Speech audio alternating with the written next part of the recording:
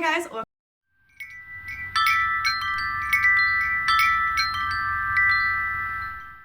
So I have made another video like this before where my mum and I sat down and talked about our top 10 favourite things about New Zealand. We just got back from our trip in Bali, which we were only there for 1 week. We're going to talk about our top 10 favourite things about Bali. The first thing that we both had a lot of fun experimenting with, to say the least, it was definitely a learning curve when we got there, was to haggle hard. Haggle hard. And if they don't take your offer, walk away. Walk away.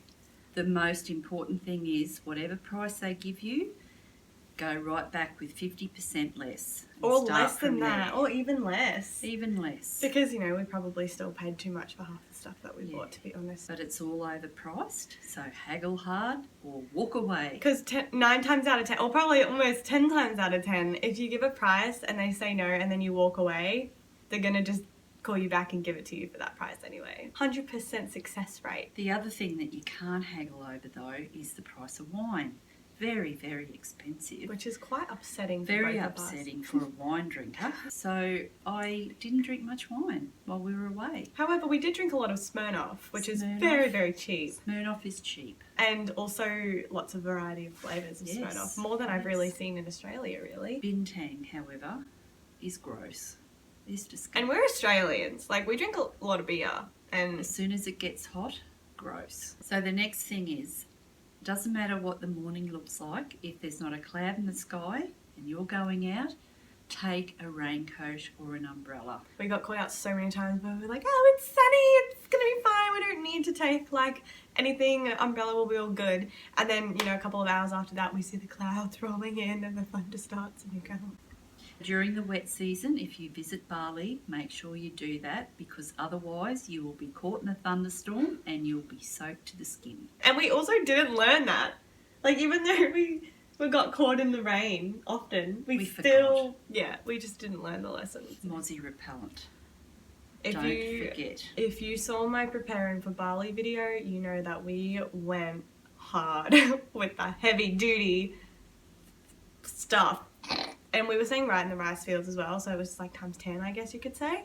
But yeah, don't forget the Mozzie repellent. And wear it all the time. Even when you're going to bed, yeah. Now, coconuts taste unbelievably good. Which we were surprised at, because we've had coconuts when we were in Fiji, and that was kind of the first time we really drank coconut water straight out of the coconut, and it was really bitter. It was foul. It was foul. I convinced Mum to try coconut again, even though you were quite against it since our previous experience. It was sweet and it was light. Very refreshing. Very refreshing and delicious. In fact, we had to rush to the little restaurant to have a last coconut drink before we boarded the plane. The day before we left, we had one last coconut. You know what else we had one last one of? Am I jumping the gun? You are a bit. Oh, I really want to talk about it, but I don't. You have to wait. Okay. Food is amazing, particularly the Indonesian traditional food. Try it, try it, try it. It's so amazing and so healthy. A few of the things that we had were called... Two names of some of the things that we were eating was mee goreng and nasi goreng, and they are the only two that's come to my mind while editing, but there were so many more that we tried and they were all amazing. But, yes. They were good. The crispy duck thing. Yeah, the crispy duck I had a few times. Also the crispy chicken I tried as well, but the crispy duck was phenomenal. Yeah, any of just like most of the places that you go to kind of have an Indonesian section on the menu. So yeah, just have a like little read of what you might be interested in on that side of the menu, because most of the places also have the Western kind of half, so you will find something if you don't want to try it, but we definitely would recommend to, because yeah, it was really, there really if you're not going to try the food. Exactly, and it's so worth it. Now, we stayed in a traditional house in the rice fields, which was super amazing, but the one thing that we probably weren't quite prepared for, and I did get a fright the first time I saw it, was that the geckos are the size of lizards. Not quite that big. No, they were that big. No, they weren't that big. No, they were. They were probably about that big. Yeah, huge. But they're still big. Considering here in Australia, the geckos are like, what, an inch and a half, 2 inches? Some a little bit longer, but these things were... monsters. Monster geckos. Big boys. Some of the lizards that actually are there that aren't geckos, they're kind of scary looking. Like they got different coloured stripes and you just kind of... But anyway, they're more scared of us than what we were of them. We are and we soon got used to them. Yes. Now, the other important thing to remember when you go to Bali, particularly if you're going to visit the temples, is that you need a sarong. You need to cover your knees and you need to cover your shoulders. So if you're not wearing a long shirt or a long pair of pants, then you probably need 2 sarongs. Especially if you're going to the water temple, if you're staying around the Ubud area, because a lot of people do go to the water temple because it's quite a special place. If you are going to be going in there and you're not going with a tour guide that will supply them, which we did, thankfully, even though we did wear our own sarongs anyway because we were prepared. You need to, just go to the markets and haggle for a little sarong. Haggle away. You'll find gorgeous ones. Like, the materials that they have there are absolutely stunning, and you can actually buy them at the water temple if that's the place you're going to specifically. But if you're going to just a normal temple, you can get some really, really gorgeous sarongs just at the markets and stuff for cheap if you're good at haggling. And staying on the temple subject for the minute is that you cannot miss the traditional dancing performances that they have at the temples. You'll find that each night there are different ones and different venues.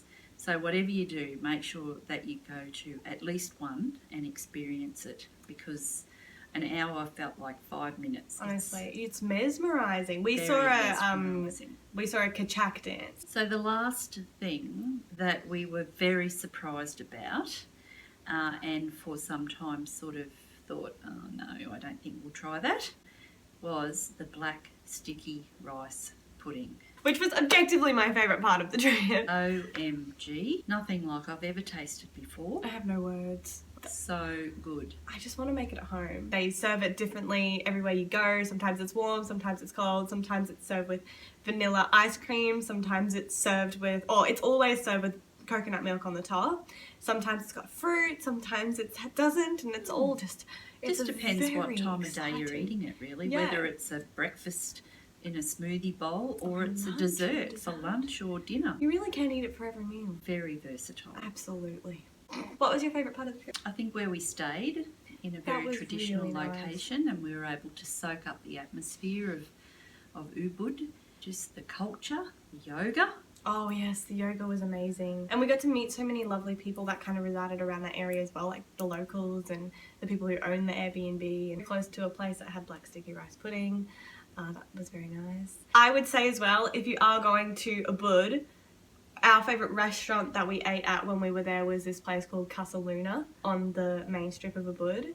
If you are in the Ubud area, we would definitely recommend going there, because not only was the black sticky rice pudding the best there, the food was also absolutely amazing. It was like one of the best omelettes you'd ever eaten. One of the best, and great coffee. Mum's a coffee drinker and an omelette eater. Like, she knows her way around a good omelette and a good cup of coffee.